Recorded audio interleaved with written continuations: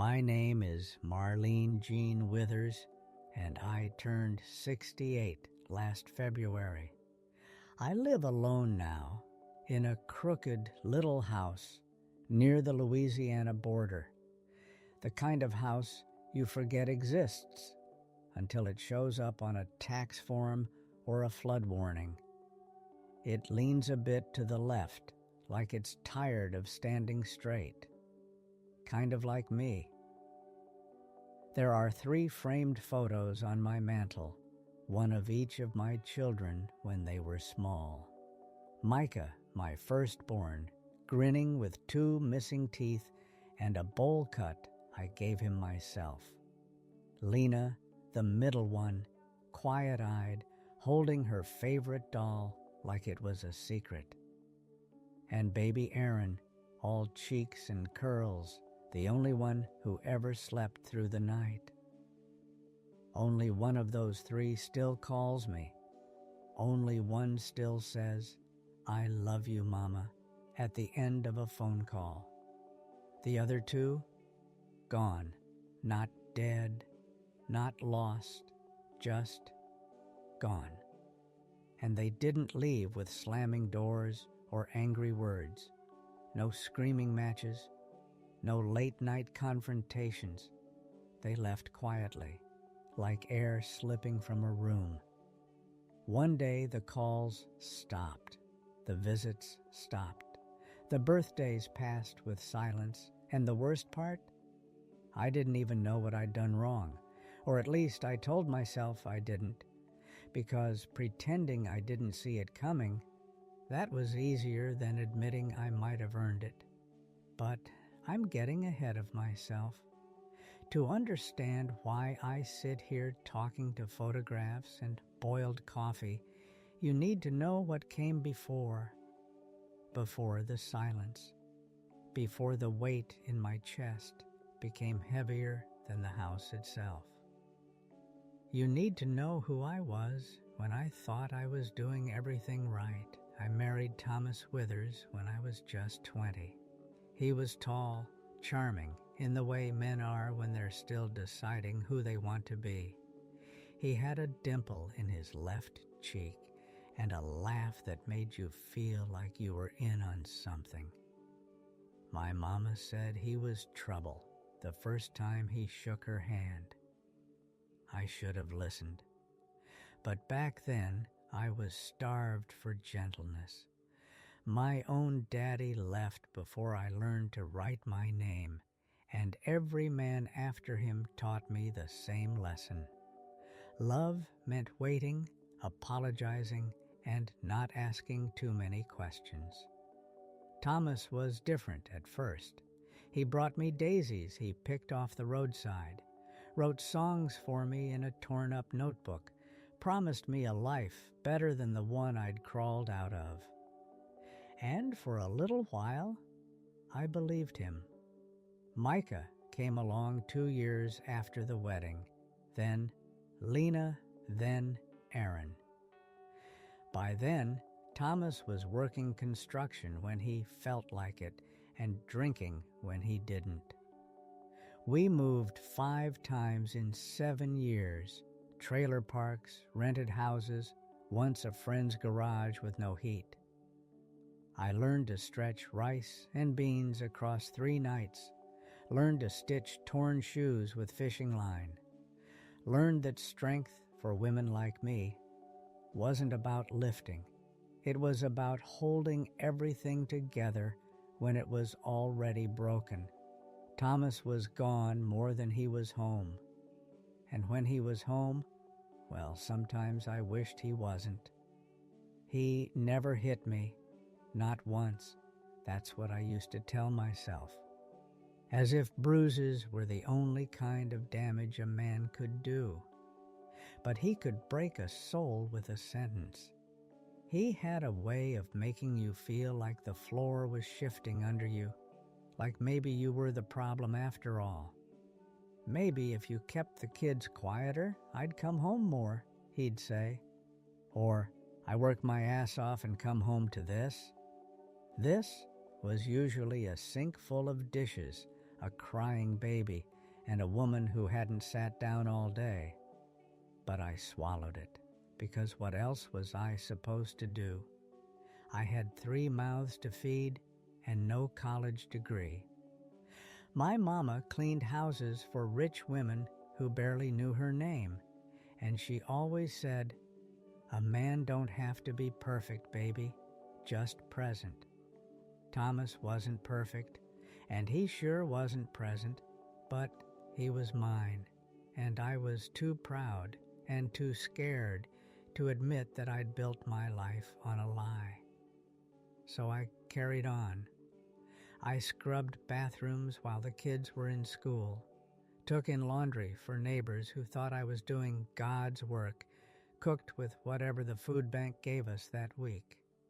I kissed skinned knees and tucked them in tight and told them things would be better one day. I tried to be everything: mother, father, provider, protector, strong. But somewhere along the way, I think I stopped being something else: safe. And it would take me decades and 2 lost children to realize the difference. Micah was the first to grow up faster than he should have. By the time he was 9, he'd learned how to rock the baby's crib with 1 foot while stirring a pot of boxed mac and cheese. He didn't complain, not out loud. But there was this weariness in his eyes even then, like he knew too early that childhood was something other people got to have. He adored his little brother, carried Aaron around like he was glass, read books to him in a whisper when I was too tired to speak. But sometimes I caught him just staring long and hard at the front door, as if he was daring it to open, as if he was counting the seconds since his father had last walked through it. Thomas would show up after a week of silence, smelling like gasoline and bad choices. He'd bring some fast food, ruffle Micah's hair, kiss me too hard on the mouth like he was claiming property. Then he'd sleep for 12 hours, eat half the fridge, and disappear again. Micah stopped trying to ask where he went. He just learned to step out of the way. And Lena, sweet, strange Lena, she was different from the start. She never cried as a baby, not unless something was really wrong, always watching, always listening. She used to line up her crayons by color and whisper stories to herself in corners. If Micah carried weight, Lena carried silence. She tucked her fears into the pages of her drawings. She loved birds, said they reminded her of hope. When Thomas was around, she'd sit perfectly still, like movement might make her a target. She'd watch him the way prey watches a shadow. I used to think she was just shy. But shy children don't flinch at footsteps. Aaron, bless his heart, was too little to understand most of it. But even he started crying when the screen door slammed. He learned how to be quiet when Thomas was home, how to pretend to be asleep on the couch, how to make himself small. I thought I was shielding them. I told myself I was absorbing the worst of it, like if I stood in front of the storm, it wouldn't touch them. But children are not blind. They are not deaf. They see more than we want them to. And they remember. I was working 3 jobs when I turned 38. Day shifts at the diner, night shifts at the dollar store, and weekend cleaning for a woman named Joyce, who told me I had a saint's patience. She tipped with expired granola bars and half-burned candles. We were living in a 2-bedroom rental with a cracked foundation and a mildew problem I tried to bleach into submission. Micah was in high school, Lena in middle school, Aaron barely out of diapers. I barely slept. I was doing the best I could. At least, that's what I told myself. But best doesn't always mean enough. I remember one night, rain hammering the roof, lights flickering because the power company was threatening shutoff again. I had just come home from the store, arms full of discounted canned goods and dollar bread.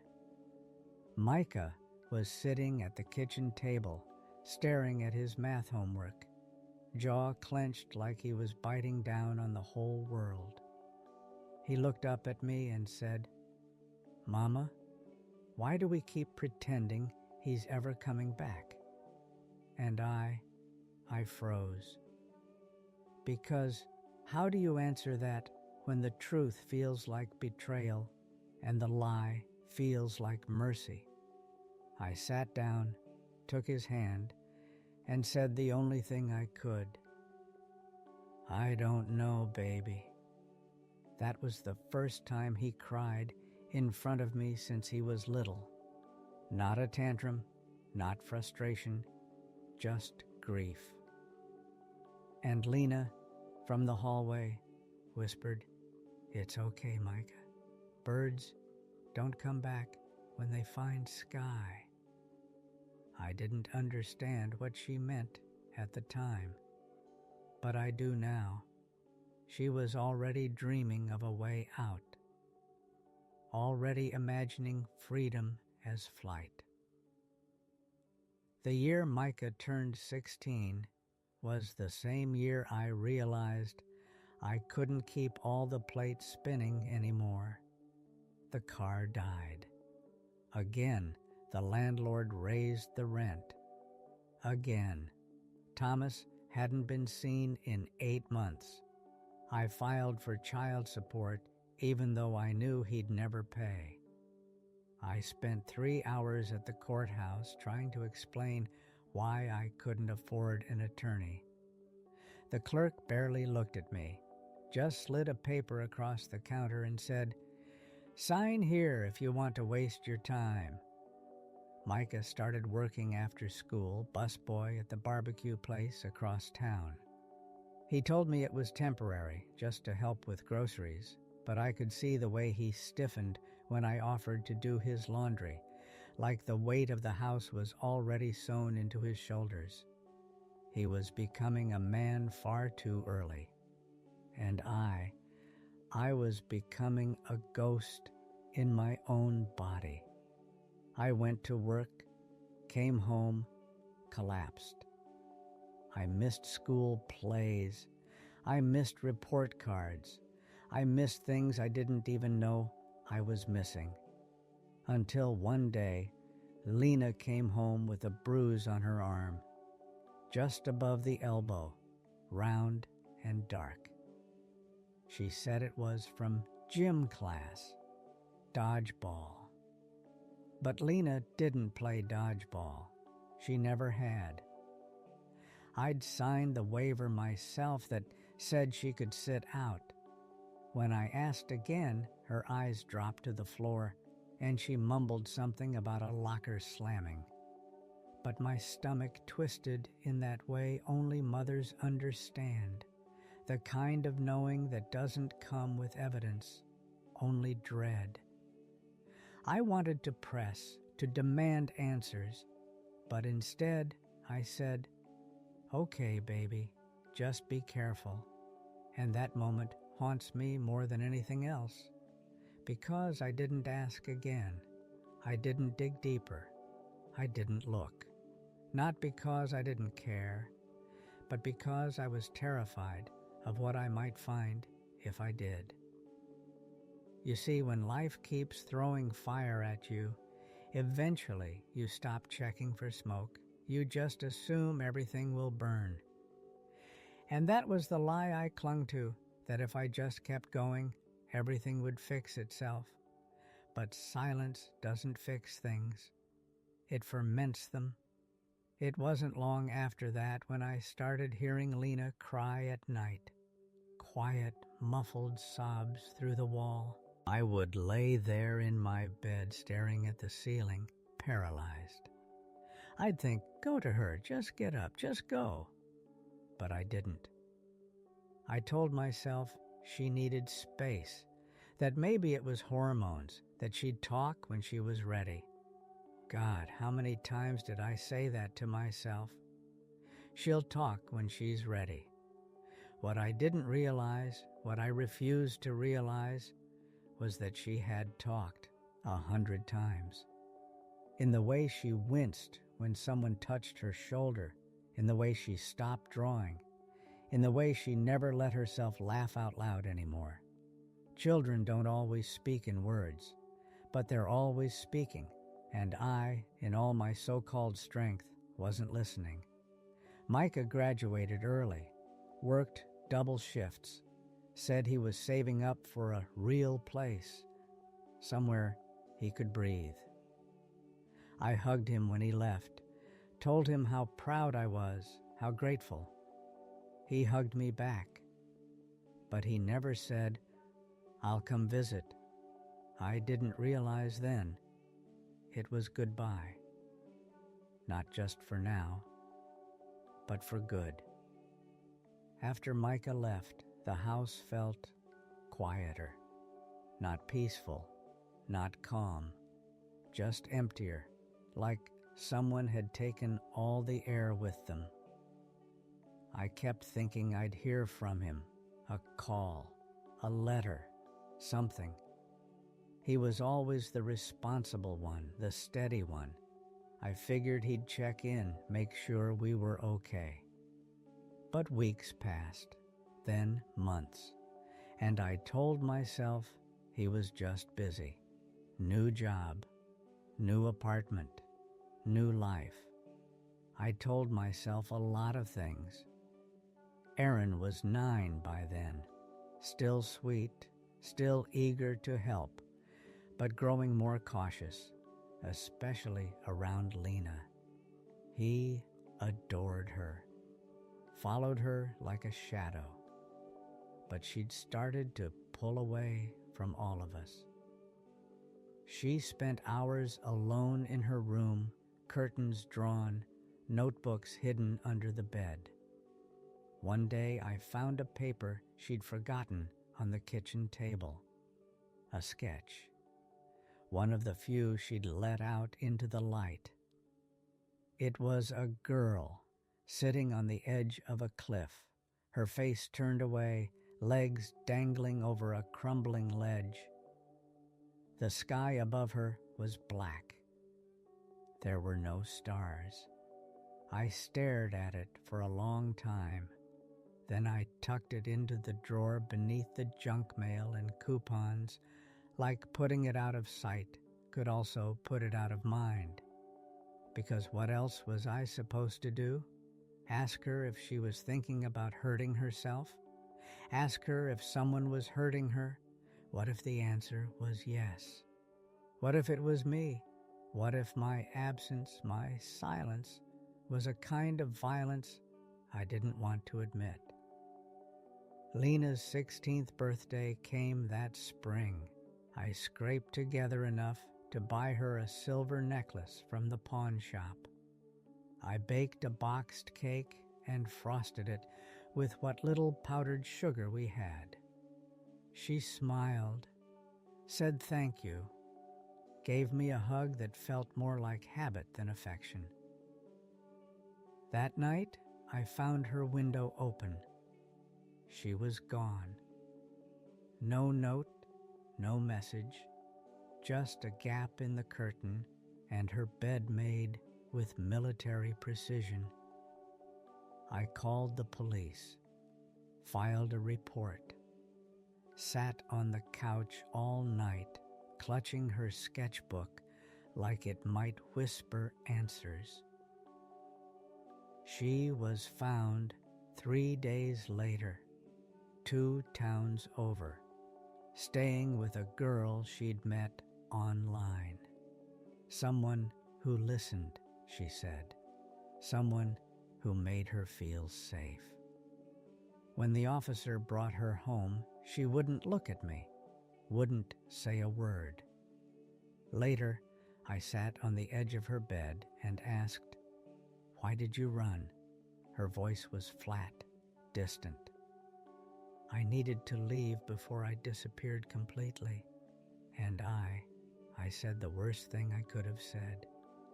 I said, "You're being dramatic," because I didn't know what else to say, because her pain felt like an accusation I wasn't ready to hear. She didn't yell, didn't cry. She just turned her face to the wall and said nothing. That silence, that was the beginning of the end. After Lena came back, things were never the same. She stayed, yes, but only in the physical sense. Her body lived in the house, but her spirit had moved elsewhere. She stopped drawing completely. She kept her door locked. She barely spoke to Aaron. And when she spoke to me, it was clipped, careful, like everything she said was being weighed before it left her mouth. She didn't trust me anymore. And if I'm honest, I didn't blame her. Still, I did what I'd always done. I survived. I kept working. I kept cooking. I packed her lunch every morning, even when she left it on the counter without a word. I told myself she'd come around, that she was just going through something, that teenagers all go through something. But this wasn't moodiness. This was erosion. She was disappearing right in front of me. And I told myself I was being strong. Strong enough not to cry. Strong enough not to yell. Strong enough not to ask too many questions. Because asking questions might mean hearing answers I couldn't live with. Aaron was the only one who still tried. Sweet boy, always tiptoeing between the cracks the rest of us made. He'd knock on her door to tell her dinner was ready. He'd slip notes under the frame with jokes or little drawings. Most of the time she didn't respond, but he never stopped trying. And that, more than anything, made me cry when I thought no one was looking. One night, this must have been 6, maybe 7 months after she came back, I found Lena in the kitchen, alone, eating cold spaghetti out of the pot. It was past midnight. Her eyes were puffy, her shoulders hunched like she was trying to shrink herself. I leaned on the counter and said gently, "Do you want to talk?" She didn't look up. She just said, "It's too late for that." My heart dropped. Too late for what? She put the fork down, finally meeting my eyes. For you to start noticing. Then she walked past me, back to her room, closed the door with a softness that hurt worse than a slam. It was that night I opened the sketchbook she'd stopped using. I know I shouldn't have. It wasn't mine, but I was desperate, starving for any glimpse into what she wasn't saying. Most of the pages were blank. But near the middle, there was one that made my knees go weak. It was a family portrait. Me, Micah, Lena, Aaron, and a tall, shadowed figure behind us with no face. Just a scribbled void where his head should be. Everyone else in the picture was drawn without mouths. Just blank expressions. Mute. I closed the book and held it to my chest like a child with a secret. I wanted to burn it. I wanted to pretend I never saw it. But instead, I put it back under her bed and sat in the hallway outside her door for almost an hour, just listening to her breathe. That was the last real moment we ever shared in that house, because a month later, she was gone again, this time for good. No police report, no search, just silence. And an emptiness I couldn't fill, not with casseroles, not with prayers, not with pretending. I had lost her, and I was starting to understand why. Aaron was 11 when Lena left the second time, still young enough to cry about it, old enough to pretend he wasn't. He found her note before I did. A single line on a torn piece of notebook paper tucked into the slot of the front door. Please don't come after me. I need to survive this in my own way. He handed it to me without a word. Didn't ask what it meant. Didn't have to. He'd heard the fights, seen the silence. He'd learned, like the rest of us, how to read grief in quiet rooms. I sat down at the kitchen table with that note in my hand, and something inside me finally cracked. I cried. Not the kind of crying you can hide behind a locked bathroom door. No, this was ugly, primal, shaking the walls kind of sobbing, the kind that makes your own ribs ache like they're rejecting your body. Aaron stood there, watching, still, quiet. And when I looked up at him, I expected to see fear. But what I saw was worse. Resignation. Like he'd already decided that one day he'd leave too. I pulled him close, held him like a lifeline, whispered, "You're not going anywhere, okay? Mama's here. I'm here." He nodded, but he didn't say anything. And I knew deep down that I was losing him too. Not all at once, but in pieces. After that, I tried. God, I tried.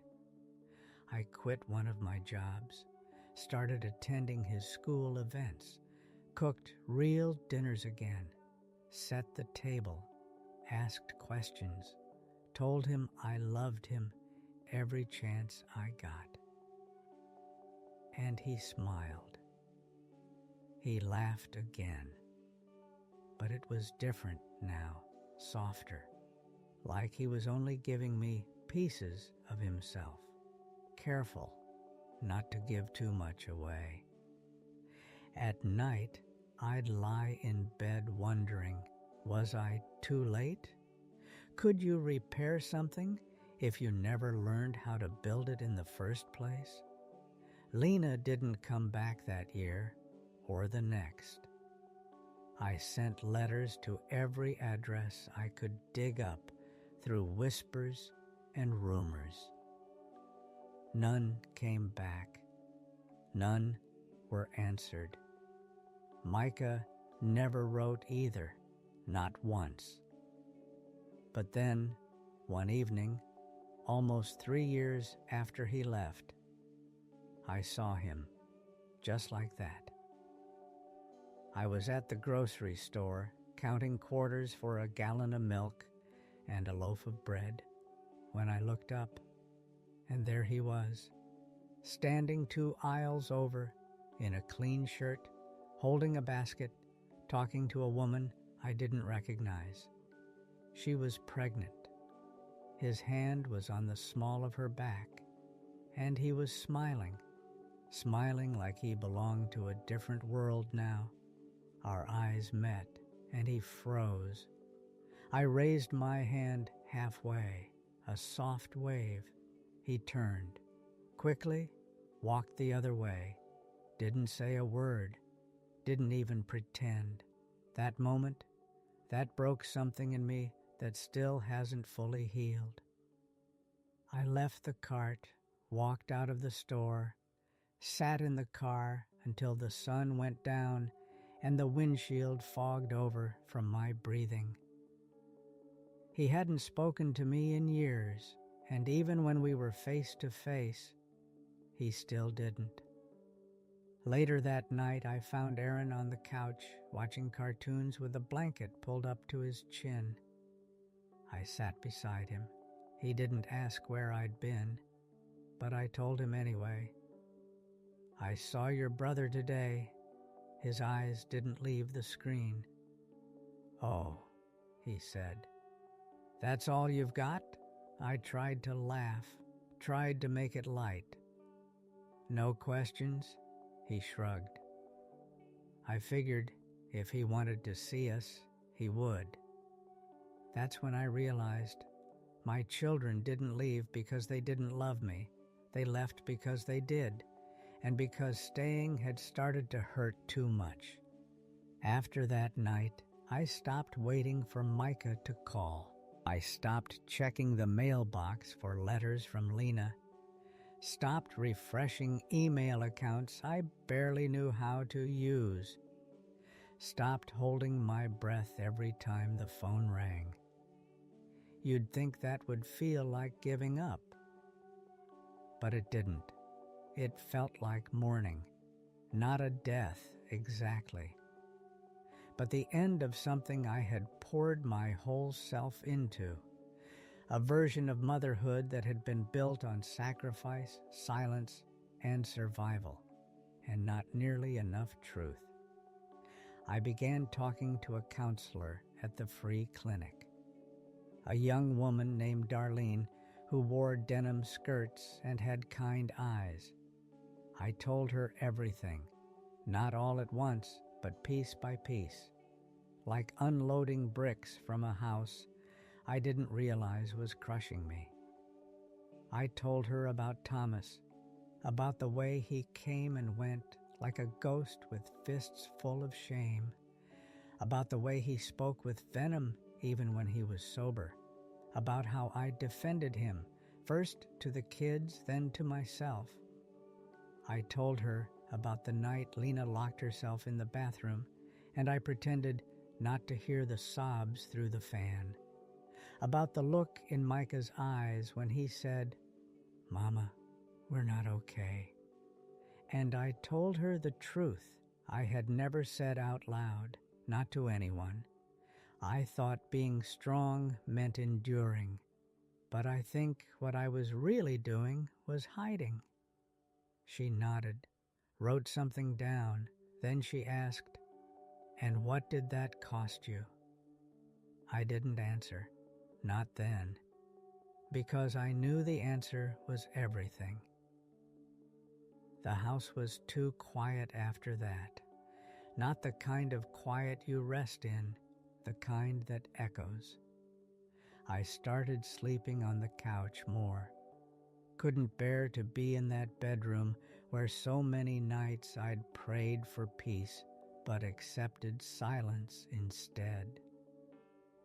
One afternoon, I opened the old chest at the foot of my bed, the one with the broken latch and the baby blankets I couldn't bear to throw out. Inside were drawings, report cards, Mother's Day cards made with macaroni and glitter.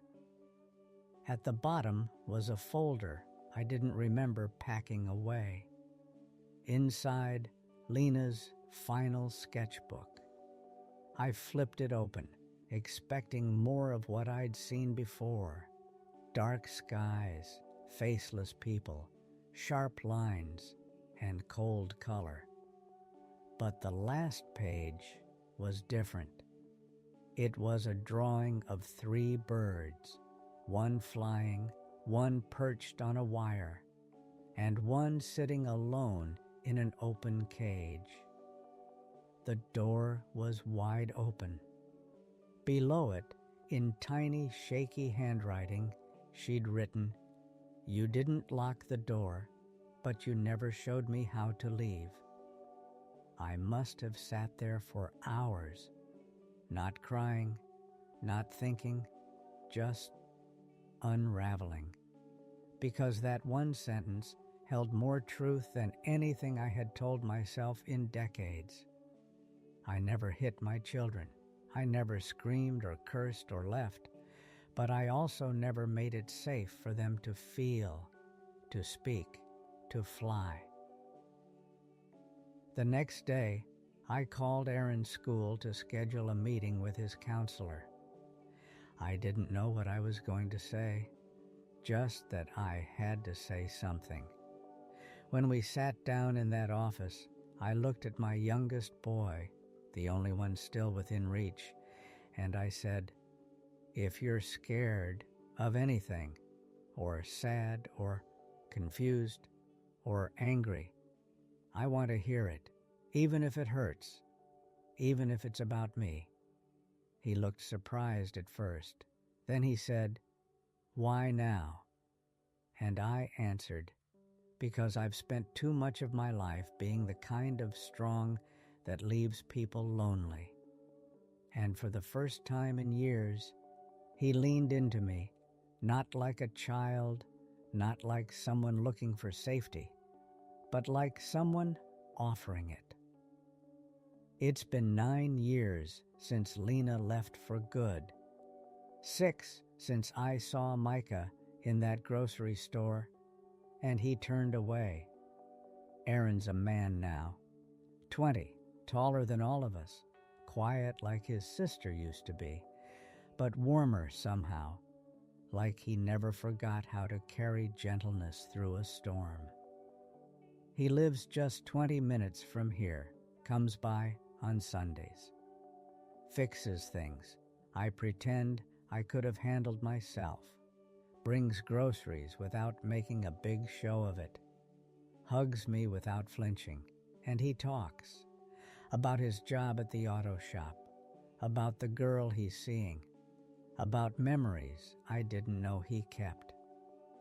One afternoon, as we sat on the porch, drinking sweet tea while the cicadas screamed their usual sermon, he said, "I think about them a lot.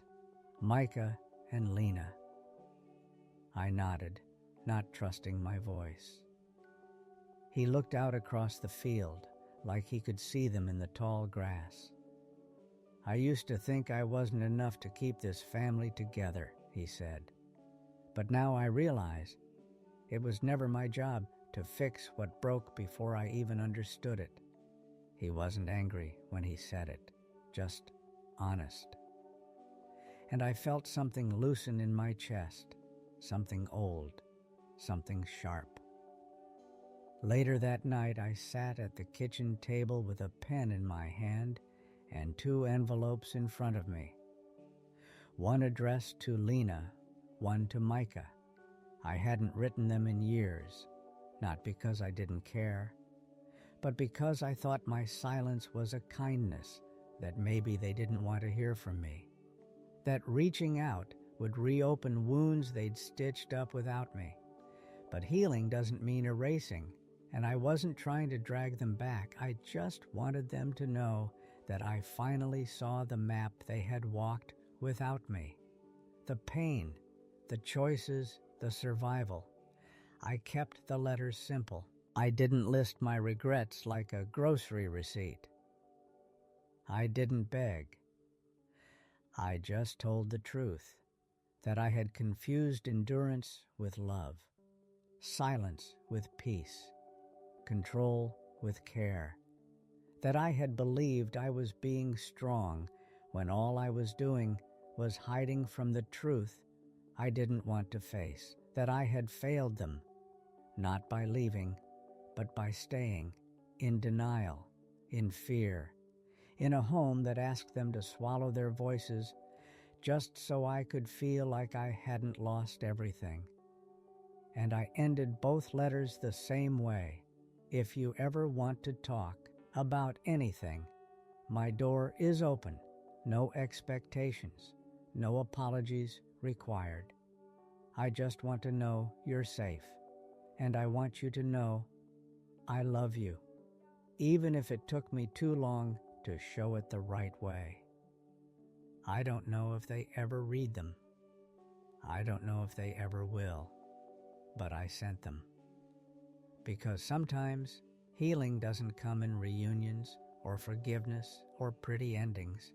Sometimes it comes in the doing, in the trying, in the naming of the wound, even if the scar's already there. A few months ago, I got a postcard, no return address, just a bird drawn in blue ink perched on an open cage, no words, but I knew it was her, and that was enough.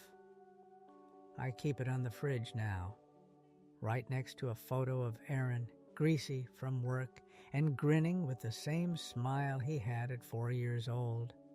Some nights, I still sit on the porch alone.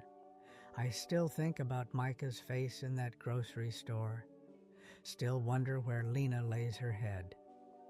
But the house doesn't feel haunted anymore.